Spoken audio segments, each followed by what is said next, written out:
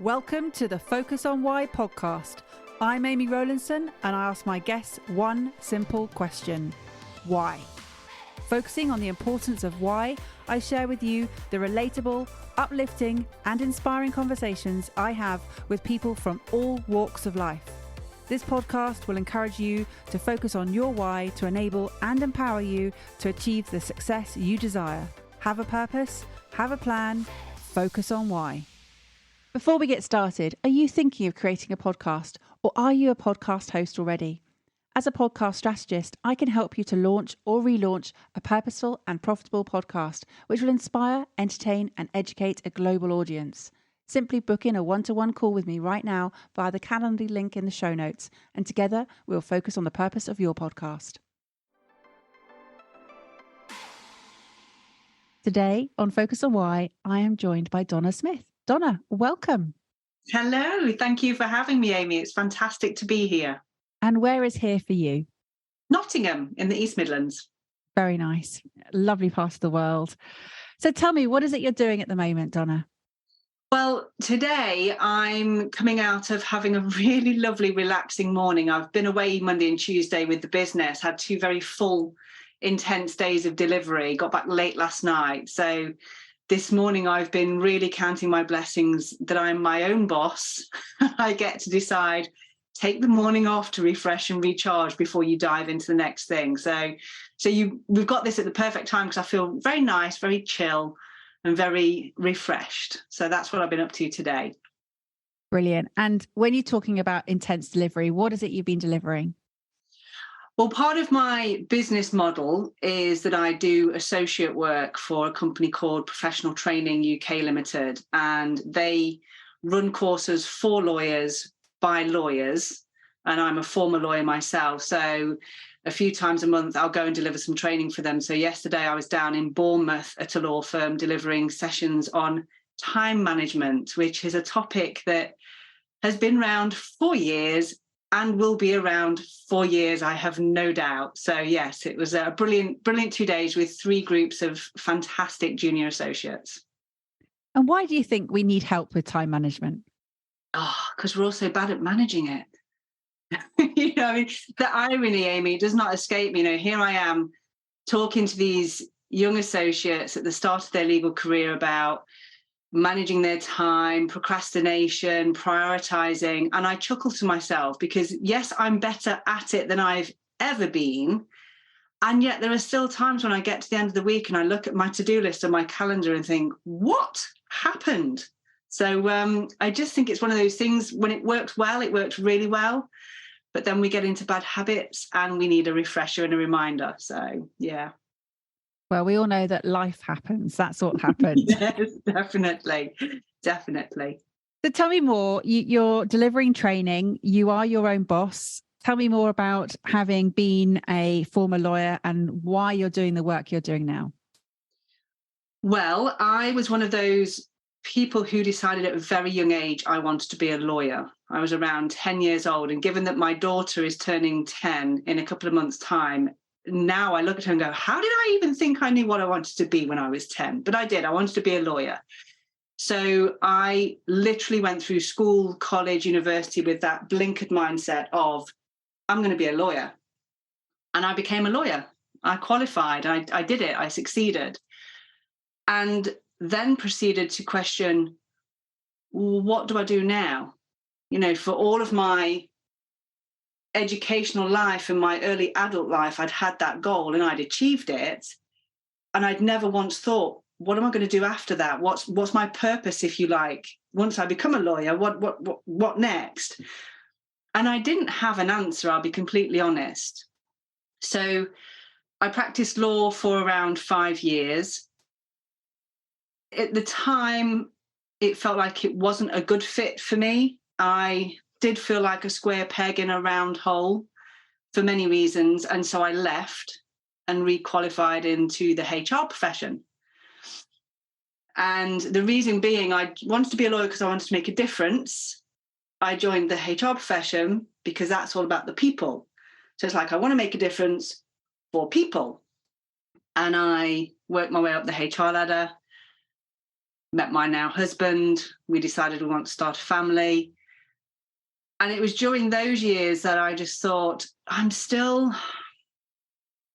not waking up in the morning with a yay, what's on the agenda today? There were a lot of mornings where I woke up in the morning thinking, oh my gosh, I know what's on the agenda today. And so I kept going. I then moved into a more specialist role in HR and became a consultant. So I started to specialize in leadership development, management development, training, coaching, all those really lovely things. And when I had my daughter, I was doing a lot of traveling. You know, like the 2 days I just mentioned this week, they are few and far between. Back then I was away a lot of times, up and down the length and breadth of the country. And at that point I was like, this isn't what I signed up for as a parent. It's not what I signed up for as a wife. I really love the coaching side of what I do. Surely there's got to be a way to do this where I can do that and be with my family. And that's when I decided to become my own boss and set up my own business. So I've been in business 5.5 years now, and I've gone full circle.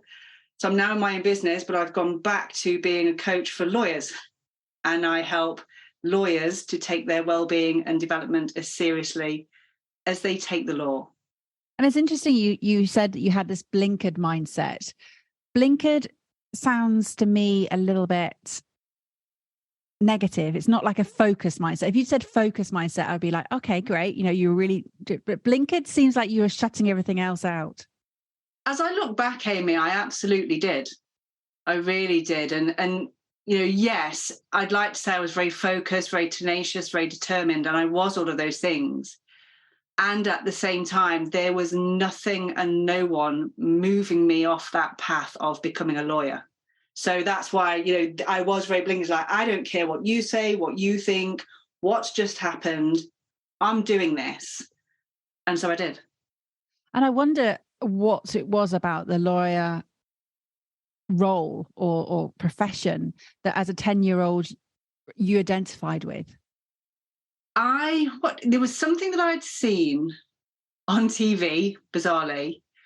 There was something we were watching, and it was in a courtroom, and the lawyer was standing up at the front of the court talking about a particular case. And I forget what it is. I mean, it's years ago now, but it just blew my mind that this lawyer could talk about a case in such a way that impacted the outcome of the trial that was going on. And I just thought it was magnificent. And I thought, I want to do that. I want to be the one that stands up in the courtroom and makes a difference that's going to, you know, impact hundreds of people. The irony is, when I then trained to be a lawyer, standing up in a courtroom was not my thing. I did not like litigation at all. So I never got my moment in court. But yeah, I think it was just, you know, that 10-year-old seeing a lawyer and thinking, that's an incredible role to have that responsibility and to be able to make a difference. It was fascinating. So essentially, the desire that you had, that magnificent feeling that you recognized of standing in front of people and sharing knowledge, information, and impacting them and their lives, that's what you're doing now. As soon as you just said that, I'm like, oh my gosh, that is what I do now. Yes. And I'd not even made that connection until that moment, Amy. Yes, that is what I do now. Absolutely. Yeah. So you knew that as what you wanted to achieve, and you saw that as being the legal profession was going to give you that answer. But actually, now we know that there are other ways that you can make a difference with people. And now you know that, and you've recognized that. And that's the thing, isn't it? That sometimes you think that there's only one route and that's the route, but you'd recognize that as a feeling, you know, that was what was it at your core, that maybe a sense of justice came in as well, you know, the right and wrong. Yeah. Fighting for the underdog. Yeah. So how do you fight for the underdog in today's world? My biggest passion in what I do is for the junior lawyers of today's world. So I'm on a mission, quite simply, to make what I call burn bright the norm in the legal profession. We hear a lot about burnout in all sectors. I'm not saying it's just legal profession specific. However, it is rife in the legal profession, right as early on as law students, students who are studying the legal practice course, the bar vocational skills course. They are already coming into the profession with burnout. So they're the people I want to take a stand for. They're the underdogs. And, I use that word loosely. I don't mean they're underdogs, but they're the ones that are coming into this profession with big dreams, big ambitions, big hopes, and they're already coming in overwhelmed, stressed, desperate to make an impact, desperate to prove their worth, with no solid guidance on how to make sure they protect their best asset, which is themselves. So, I work with lawyers of all levels. My passion is the junior lawyers, though, because I just think if I can help them start their legal career with that mindset of, if I take care of myself and my well-being and my development as a number one priority, there's no limit to what I can achieve. And that could have a massive impact on the legal profession. Huge positive impact. The way I see it, Donna, is that you've taken on board this need for people to have this assistance, but there's a catch-22, because if they're going in a world where it's the norm and is expected, and it is expected that you are overworked and that stress is actually a bit of a badge of honor, Yeah. you're coming in from the bottom up. How is it being dealt with from the top down approach as well? Much better than it ever has been.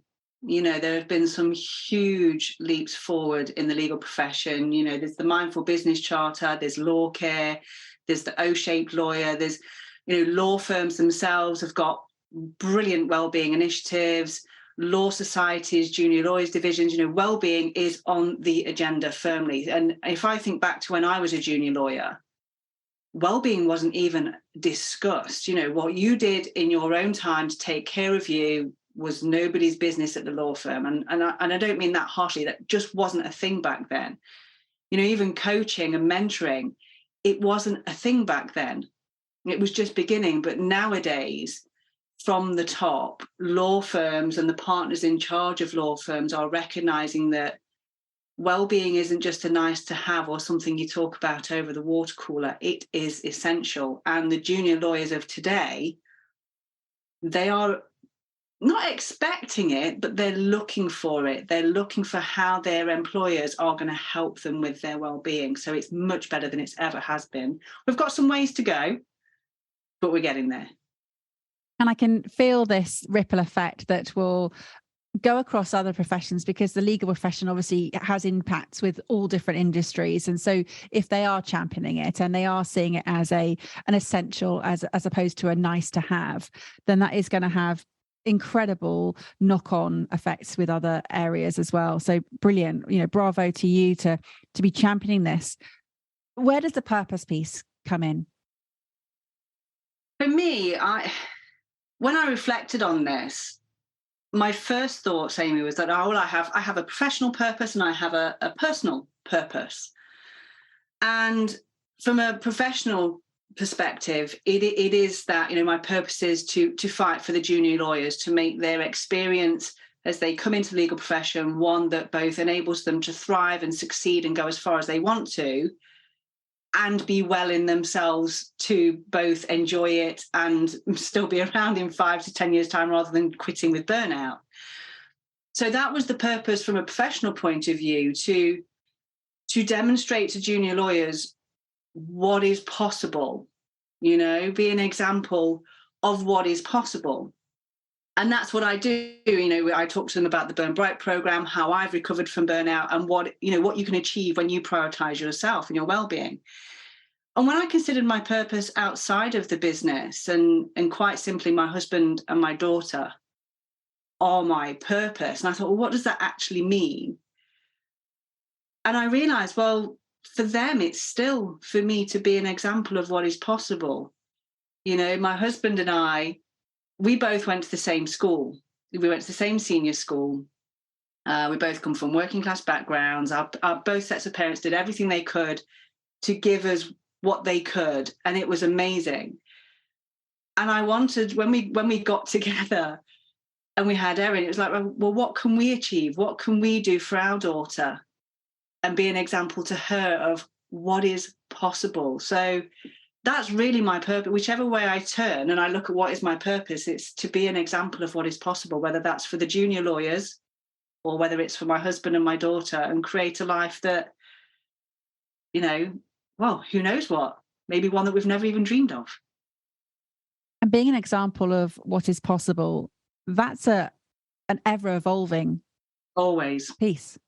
Yes, absolutely. When I started my business 5.5 years ago, I'd qualified as a coach. And, with coaching, it's, you hear people say you don't have to be a specialist in anything to be a coach. You can coach anyone on anything. And yes, that's true.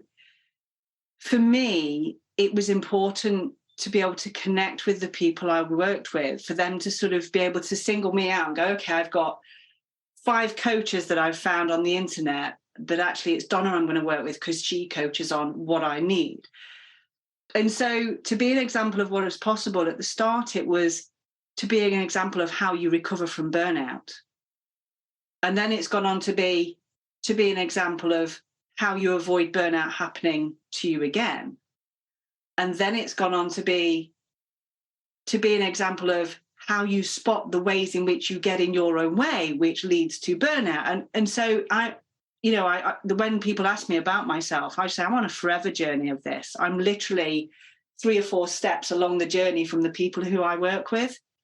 And everything I coach and train on is linked to everything I've overcome myself. And I find that helps me to be me. It helps me to connect with the people I want to work with. And it helps me on my mission to make Burn Bright the norm. So it's the most simplest way I've worked ever. And yet you have to get to this point in midlife to be able to do this. So even though you had your purpose defined in some respects early on, as the journey has gone, and I love that, a forever journey. And it is, it is a forever journey for the rest of your life living, that you are evolving what that means to be an example of what is possible. Have you got dreams of what you'd like to achieve? Oh man, how long have we got? Yes, I have dreams. I do have dreams. My personal dream, being completely honest and transparent, is to have financial freedom, which means my husband can leave his job. That is one of my key goals at the moment, to create a life for us where he can take the time to decide what does he want to do. He has supported myself and my daughter ever since we first got together. He's had unshakable belief in me in this business. And let me tell you, Amy, this 5.5 years, there have been some rocky moments, and never has he said, do you maybe think you ought to go back and get a job? Never. He's literally been like, okay, well, that didn't work. What are we going to do next? So for me to give him that freedom to go, we're covered. What do you want to do with your life? Rather than thinking, well, I need to earn the money to pay the mortgage and all of that. So that's my personal goal. And then on the professional side of things, it's quite simply to put the Burn Bright program on the map in the legal profession. The Burn Bright program is the system that I use to help my clients move away from burnout, to recover from burnout, and learn the tools and techniques to avoid it happening in the future. I've been running it for several years now with great success. But when you think there's over 140,000 lawyers in the UK alone, and I've probably worked with a few hundred of those. So my goal in my business is that the Burn Bright program becomes this is part of what you do as a junior lawyer. Yes, you learn about criminal law and tort law and contract law and employment law, and you do the Burn Bright program. That's my goal. Wow, it sounds incredible. And again, what will happen as a result of is, unfathomable. It'd be incredible to see an entire profession that, let's say, I mean, let's have this dream of being able to eliminate burnout in a profession. My goodness, that would be incredible. Well, exactly. And I mean, if you think about it, as everyday people will need a lawyer at some point in their life, whether it's to buy a house, sell a house, write a will, deal with a property dispute, buy a business. Majority of us will need a lawyer at some point. And I don't know about you, but I would rather have a lawyer who takes care of themselves, prioritizes their well-being and development. So they're showing up for my case, my file, refreshed, re-energized, focused, ready to go, rather than a lawyer who is working 12, 14, 16-hour days, 5 days a week and weekends. And they pick my file up and go, I can't even think straight. What am I supposed to be doing on this? I know which one I'd choose. Yeah, it's a fair point, and it's really key. You mentioned about the different areas that you work on, about how to recover from burnout, how to avoid it from happening again, and how to spot it by not getting in your own way. I just wondered what you meant about that sort of area of self-sabotage in this respect. Yeah. So it really is. It's a mindset piece in a nutshell. And again, I know that's another topic that gets talked about a lot nowadays. But for me, the self-sabotage that I see a lot with my clients are, first, there's the mindset around balance and the whole work-life balance. And yet we're saying yes to everything and no to what we need. So, that there isn't any balance. We're always on, we're always saying yes. There's then the piece around the boundaries. We're not setting the boundaries around what's important to us, what we need.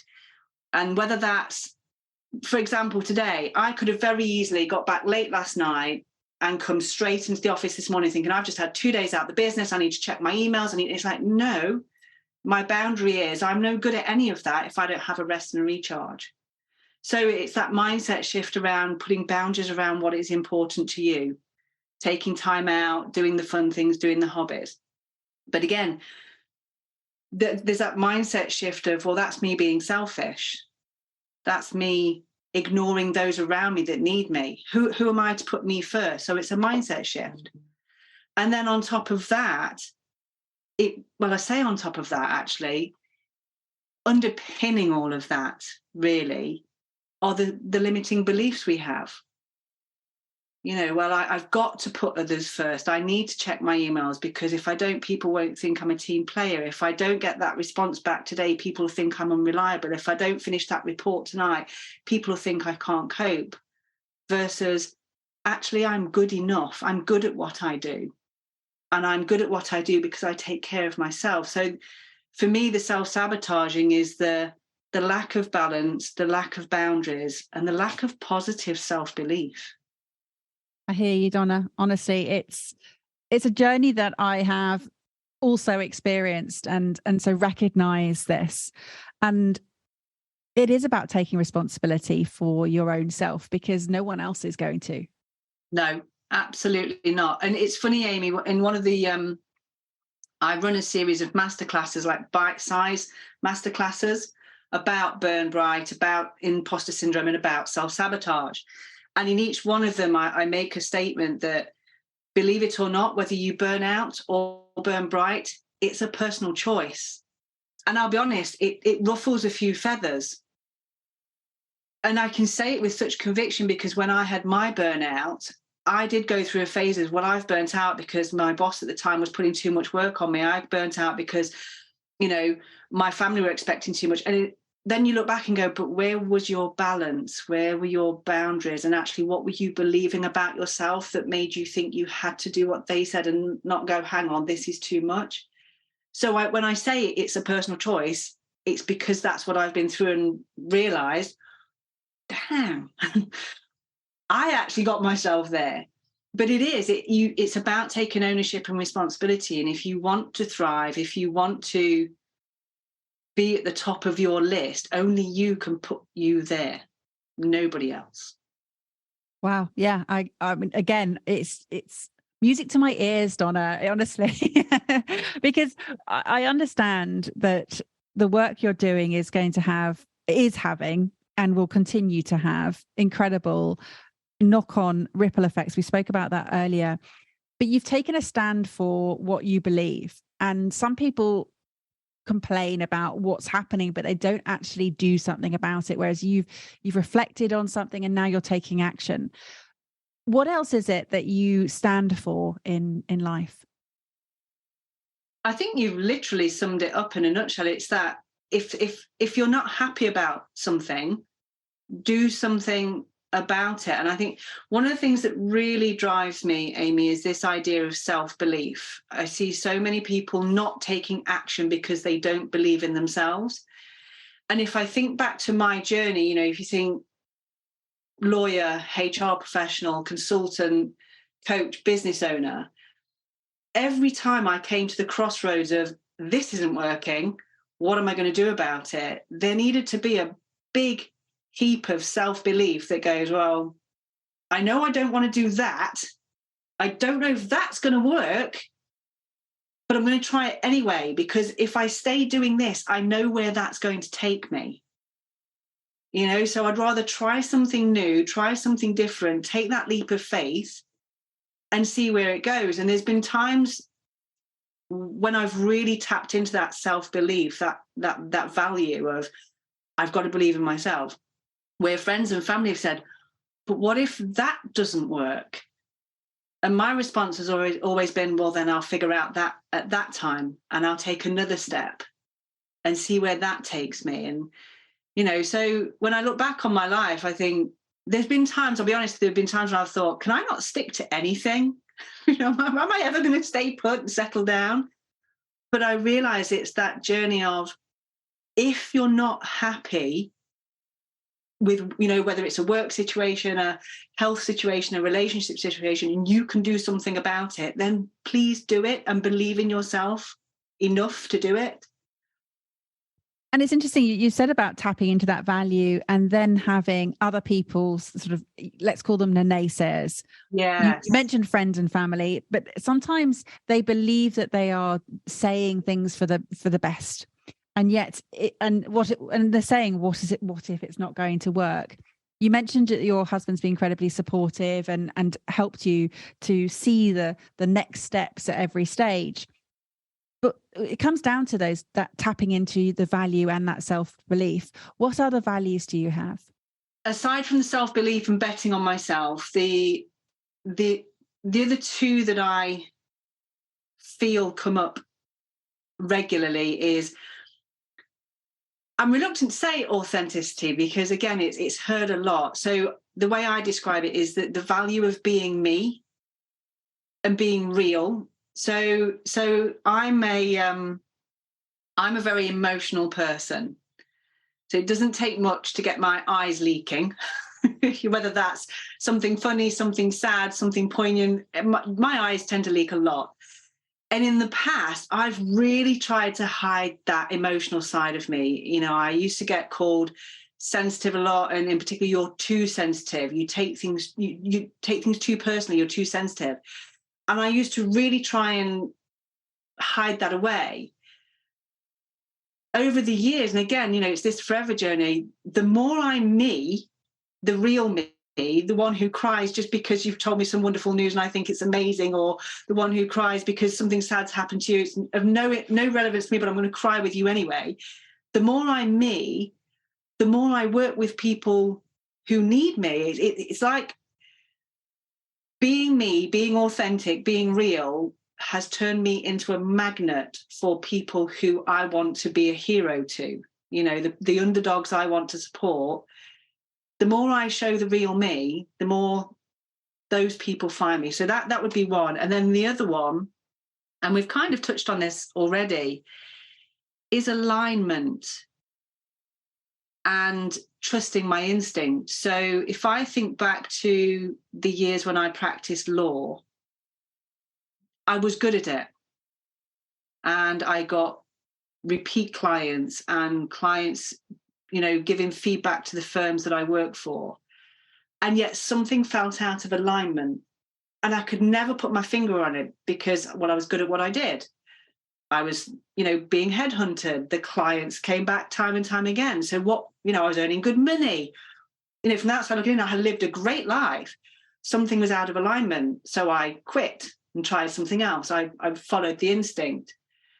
Same with HR. There were more things in alignment, but again, there was still that rub, that getting up in the morning going, I'm still not there. Trust my instinct. Try something else. So for me, being in alignment, that is a strong value for me. And over the years, it's been at my peril when I've not listened to my instinct. And then in a few months' time, that misalignment thing, the instinct that was said, I really should have followed that. And it's interesting because you said, will I ever stay put and settle down? Yeah. Is that even a thing anymore? No, absolutely not. Absolutely not. And that's the other, I was reflecting this morning on the joys of being your own boss. And it's not easy, is it, running your own business? There are ups and there are downs, but there are so many ups. And one of them is, it's like, okay, I work for myself. I can work for myself wherever I want to. Currently we're based in Nottingham. We don't have to stay in Nottingham. We could move to France. We could move wherever.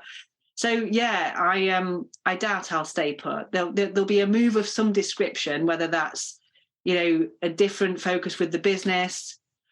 Although even as I'm saying that, my instinct has just gone, no, that's not the next move. It's probably a physical move. It's funny, isn't it? When you actually say it out loud, when you articulate something, you get a feeling, oh, yes. Yeah. Where did you feel that just then? Oh, just like all around, like my solar plexus. It was like, no, we are nowhere near done on the Burn Bright journey yet. That's not changing. So maybe once I've got the Burn Bright bootcamp on the map and it's fully embedded into the legal profession, maybe then I'll consider something else. Yeah, I love it. Donna, it's been so brilliant. And just talking about this has really excited me because it just reminds me just how special understanding why you're doing what you're doing, understanding why purpose is a really great way to drive your work, because when you understand what that reason that from the core is, then it becomes so easy. And as you say, so you can wake up in the morning and go, yay, because you understand who it's going to affect. You understand how you're serving others. And that fulfillment piece, it just happens. So well done in some respects, and thank you in other respects. Thank you on behalf of the legal profession. I'm saying thank you because, as you say, I will be affected at some point down the line. I am in property, so yes, I do need lawyers quite a lot. So I'm very grateful that hopefully they will pick up my cases with joy and energy. Yes. So Donna, how could people get in contact with you? There are two main ways that they can get in touch with me. The first way would be to my website, which is odonatacoaching.com. You can find information on there about the Burn Bright program, the boot camp, and a little bit about me if you want to find out more about me. And the second way is via LinkedIn. If you look for Donna E. Smith, the Burn Bright coach for lawyers, you can find me on LinkedIn. Magic. Well, they'll both go in the show notes so that people can access those. Donna, thank you. It has been a privilege having you on Focus on Why. It really has been a joy. Have you got some final words, please, for the listener? Yes, quite simply. Remember, it's time to burn bright, not out. How has this conversation had an impact on you? What value have you received from tuning in? What are your reflections with actions? Please take a moment to leave me an Apple Podcast or Spotify review sharing how Focus on Why has made a difference to you today. Remember, the conversation doesn't end here. To keep it going, simply connect with me on LinkedIn, Instagram, Facebook or Twitter, or join the Focus on Why Facebook group. All the links are in the show notes. Have a purpose, have a plan, focus on why.